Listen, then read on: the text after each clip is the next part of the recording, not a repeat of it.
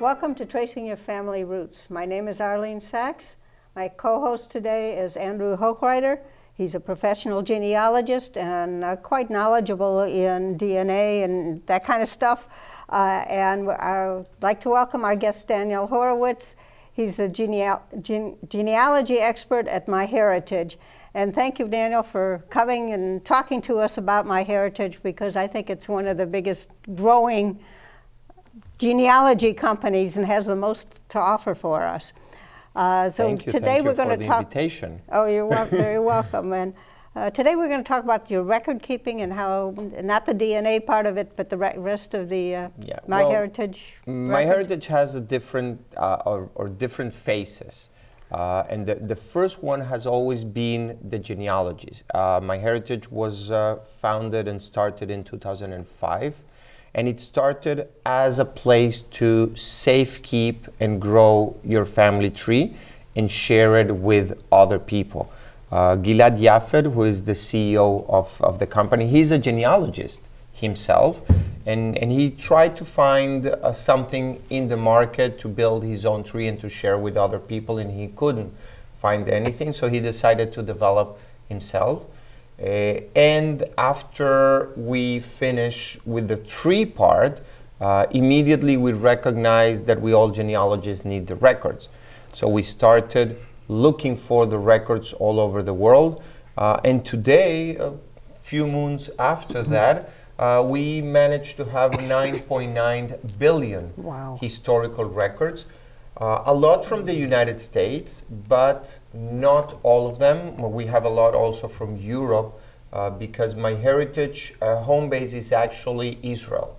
So we understand that everybody here in the States will be looking to the old world when they look back into their ancestors. So we have a lot of records over there. And we also have this DNA part that we can talk in another time. But the great advantage of MyHeritage today is not only the amount of records, but the languages that MyHeritage supports. We understand 42 languages, and all our technology is developed into those languages. So people in Europe are building their family trees in their own languages. I know that you have some roots in German with that last name. So imagine that your cousin may be building his tree in German, and you can build your tree in English, and the technology will still understand that. Yes, that's been really helpful for myself, and I want to relay a personal experience with MyHeritage. I was keeping my own family tree program, and so I had a GEDCOM, and I decided to upload that to MyHeritage. And what do you know, I thought I had the perfect tree, but it came out with like 277 errors that was pointed out by your programs that I need to go back and correct. So that was a great self-editing program to have. Well, one of the things MyHeritage understand is that, and we are experts and professional genealogists, but not everybody out there is. And not everybody knows what to do next. So we try to do it as easy and as educational as we can. So yes, we have this tool called the Consistency Checker. It will go over all your information, and you mentioned that you uploaded a GEDCOM, and this is the way to move family trees from one place to the other. Yes. But you could also start from scratch with yourself, your parents, grandparents, and the information that you know about your family. If you are not dedicated to this for a long time, you may not have a big family tree. So MyHeritage will look into 37 different facts or probably errors in your family. If you do your genealogy based on records, even if they are written in stone, and sometimes we do follow the tombstones, not necessarily is the true. Okay, and people lied when records were created, or records were created wrongly by mistake. So you may have, for example, a kid that was married, or as a fact you have it married at 13 or 14 years old, and that may be a mistake. You may have kids born after the death of the fathers or the parents, and that is a little bit difficult. Or at least more than 9 months from the time of the death of the father. That will be a little bit difficult.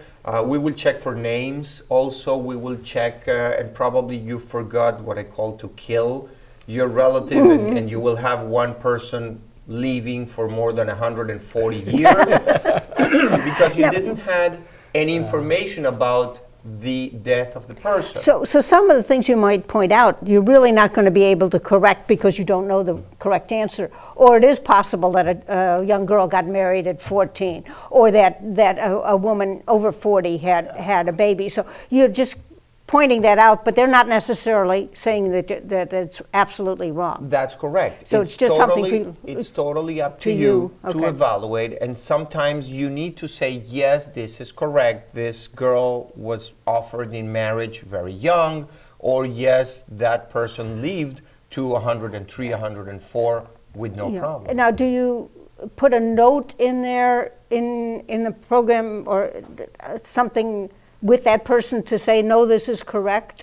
Well, or is there some way to do that? You simply go to the check consistency, and you evaluate each of the errors that we're giving you, and then you either fix it or say, no, this is correct. Oh, so that's all just you, forget about that, and MyHeritage will learn from those corrections. There are also simpler mistakes that you can do. For example, you can have the title of the person as part of the name. So instead of John, you have Dr. John. And to do the genealogy right, the doctor should be in another field. So it's very easy also, just with one click, to fix that and to move that prefix or that suffix into the right field in the family tree. The idea is to help people improve their genealogy. There are a lot of people building their trees with some stories and things that are not backed up by documents or by facts. So we're trying to teach and to educate people on the best way to do their genealogy, but always understanding that it's your family tree, that it's your details, it's your members, and if this is your reality, of this is how you want to keep it, that's good with us. So let's say, and I came across that, I got something that says we're related and showed our common ancestor, but I know that that was wrong, what they had. I've got the paper document, so I know mine is right. But they had other things right about him, so I know they had the right person, because they had the right children from him.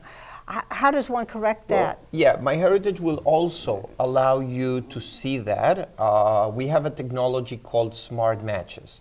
So we evaluate every individual in your tree, and not just because you have Daniel Horowitz, it means that it's me. You need to evaluate not only dates and places, but also the parents, the siblings, spouses. So when we detect that there is possible common relative, we will let you peek into the other person's tree and compare. You can accept or reject. So if this is totally wrong, you can just reject it right there. But how do you let the other person know that yours is right? When you reject, the other person gets automatically a message saying, Arlene, just reject this match. Go ahead, see it yourself. Maybe the other person still thinks that it's right. So the next step will be to communicate with you or with the other person and say, hey, MyHeritage said that we have a match. You corrected or you accepted, you rejected. Why? I have this information. One of the important things in genealogy is communication. That is why we go to meetings from local societies. That is why we go to conferences whenever we have a chance to mingle with other people and to try to help each other. So all that communication is happening inside MyHeritage. Very securely, we don't share email addresses with anybody, so you will not know my email address, but I will get a message and I will be able to answer you. So it has to go back through. Yes, through it will have to go through MyHeritage, unless you wrote in the message like, this is my email address and contact me directly. And once both people are in contact, then you can exchange more information, then you can prove. And who knows, maybe both are right, maybe both are wrong. You know, when we go back so many years in time, last names were not always in place over there. The records were not well kept. Sometimes there is no records for that. The main thing is two people had the same name or similar names. And I've seen in print, my great-great-grandfather's name was Bernard Kahn. He was cantor Shochet in a town. It was Benedict Kahn, obviously more German, who was a head rabbi. So they were both the rabbi, they were both leaders. And this book used the Benedict Kahn's dates for Bernard Kahn. It's too late for me to do anything, but I've got the Bernard Kahn, and I actually wrote, the German government is very, you know, they don't like to give out the data and stuff. Yeah. But I said, I've got these two people. I have to prove that this is a different person. Please send me the data, and they did. And then, so I had both of them to show that there was a different one. But that's very hard to do sometimes. Well, yes, and you're totally right. The archives in many countries in Europe, they are not so fast releasing information because of all this privacy laws. But the advantage is that MyHeritage has partnerships with those archives and with those libraries. So they understand the use of those records, and they have cleared up some records not under the privacy laws, and we are making those available. We also have a technology which is very similar to the smart matches, and it's called record matches. The record matches will evaluate all the information in your tree. We'd compare with the 9.9 billion historical records that we have today, and will lead you to those records. Still, we will not tell you for sure this is your person. It is always up to you to evaluate, to read the record, and then to copy the information if it's right and extract into your tree. But we have a lot of records from all over Europe, and we are chasing and looking to get more and more records. We recently released collections from Australia, from New Zealand, from Germany. We had a lot of census records from Norwegian as well. And the latest that we have revealed is a collection from birth in the northern part of France. And we can see over there all the collections that we have released lately and the ones that are coming. We're going to have a lot of Dutch and Austrian newspapers. You know, Arlene, people go into the records and they're trying to look for the official records, but the newspapers or the city directories are wonderful sources of information. You have over there stories, what the people did. You were saying that your great-grandfather or your grandfather was not just this person that was born, married, and dead, but he had a profession. He did some activities, and that is the magic of books and newspapers that you can find. So this collection of France, for example, is wonderful because people can see over there the birth, and the northern region of France is very well documented. Records goes there back to the 1700s, and there are records over there. We just need to dig down into the archive and to get agreements with them, and we're trying to do our best. Well, I think it's wonderful how MyHeritage has set up these tools so that people who have subscriptions or DNA at your site, they can collaborate, and that's so important, as Arlene mentioned, that collaboration with your matches, with your source matches as well as your DNA matches is important. I noticed recently in your family tree section, the drop-down menu, that there were a number of tools there. You had mentioned already the consistency checks, but can you tell me about some of the other tools that are there to help us? Well, the first one, and I know people love this, I don't really do that much, is printing a family tree. Yes. The reason why I don't print it is because as soon as you print it, somebody born, somebody died, somebody marriage is already out of date. But definitely it's great when you're going to a family meeting and you can show part the of family the tree. Like, collaboration. yeah. Yes. We genealogies, we have our family tree in our head and we know exactly how everybody is related, but the rest of the family may not. So being able to print a chart, and we have beautiful designs, and you can do ancestors, descendants. We have very special designs over there, and it's free. So you can print and generate as many as you want. It will generate in a PDF file, so you can also send it by email with no problem. We also have a pedigree map that will show you the events happening on the world. So the way I use it very much is, and I travel a lot, so I go to the map planning my travels, and I see which events happen. I will see if somebody was born in a particular area or died over there. I will know to search for the tombstone and the cemetery. So it's very neat to see all the events plotted into a map, into a world map, and see how the people moved around. We also have relationship reports, because not everybody understands how everybody is related. My family tree has 7,000 individuals, and I'm pretty sure yours may be in the same ballpark. And sometimes you need to answer people like how we are related, and that tool will show you like the son of such and so, and will move you through the family tree until you get that. And we also have other tools that will allow you to check the information over there, to show, to share with other people as well. Certainly, there's been a lot of linking between what you had mentioned earlier, smart matches, and also the matching by record source and such. I find that very useful because you're reaching across various media and items to bring family together.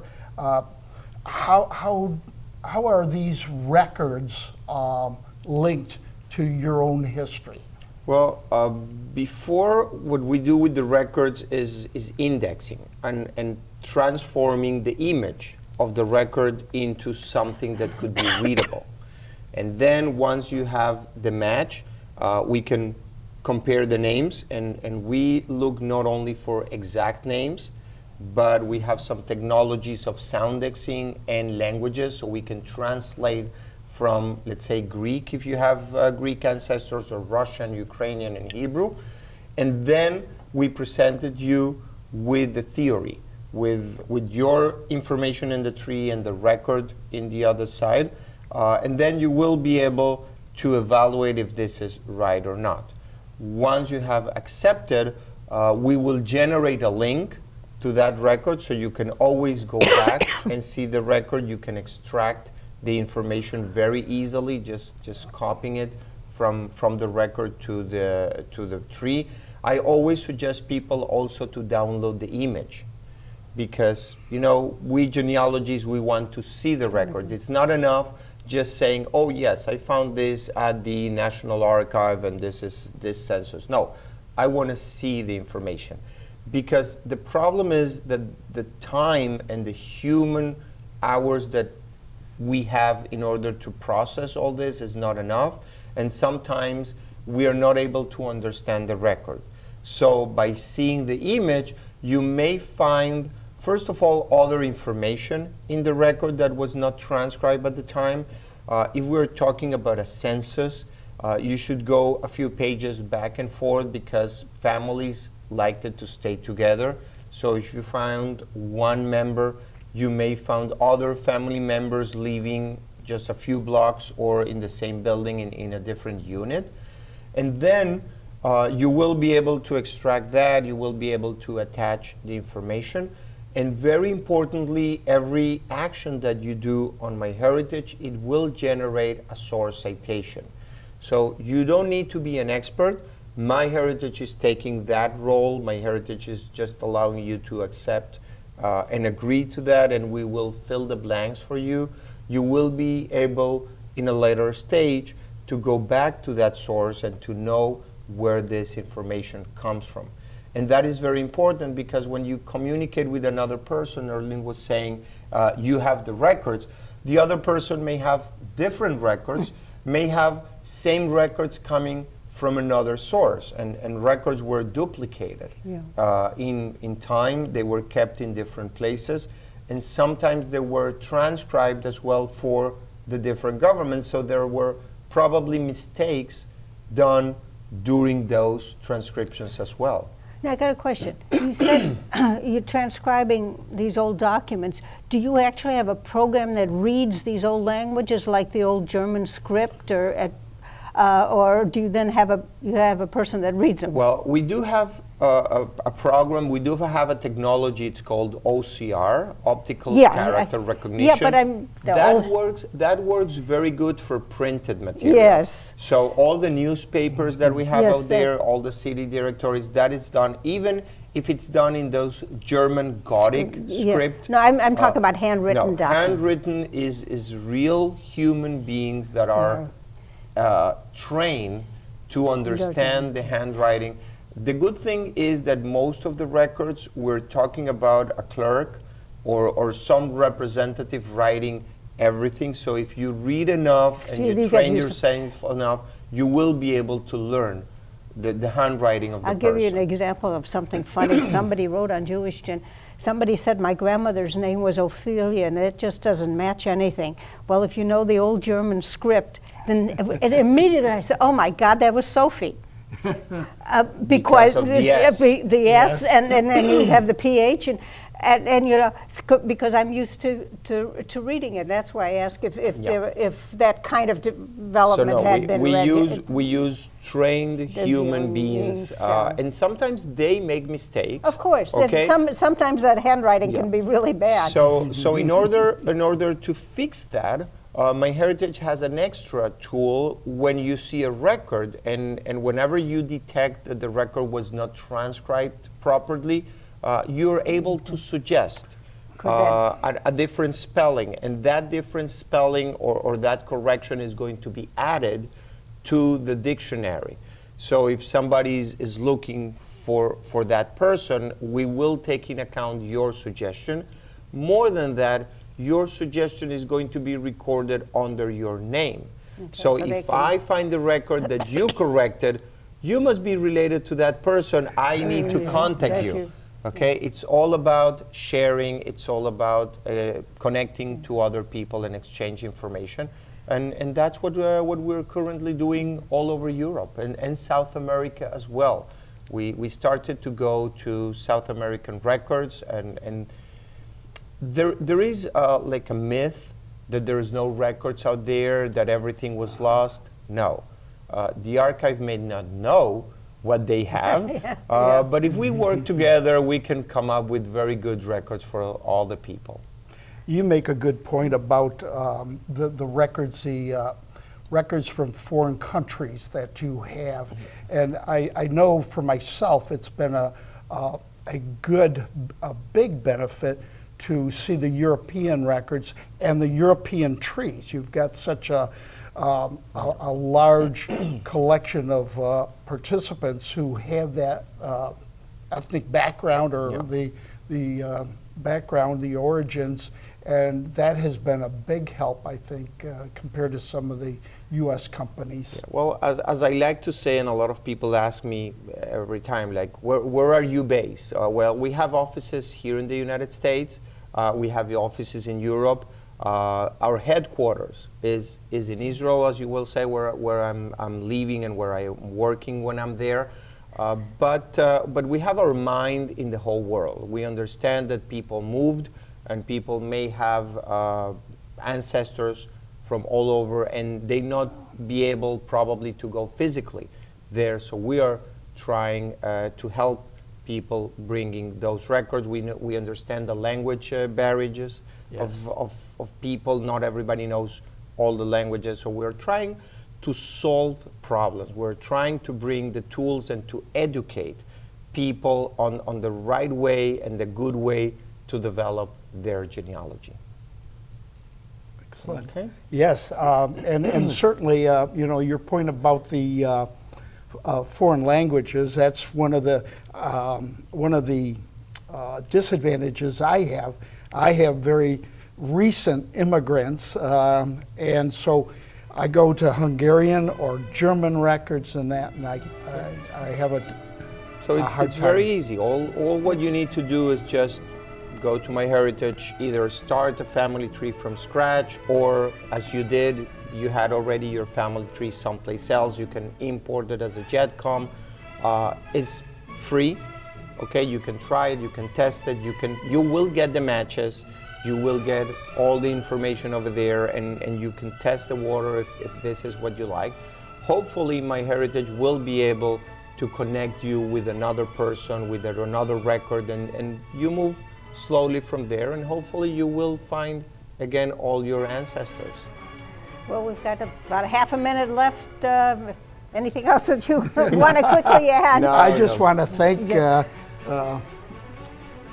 MyHeritage for the effort that they've put in and bringing so much good tools to genealogists. Every time I talk to you, you seem to have so much more than you did the time before, and you've been on the show a few times. And I can already tell you that we have a lot of things coming up very soon, but of course I cannot tell you yet. It's still a secret, but by the time this is aired and by the time you're re-watching the video, I'm pretty sure you will say, next yeah, year when you come, next year I will come and I will have more information. Thank you very much.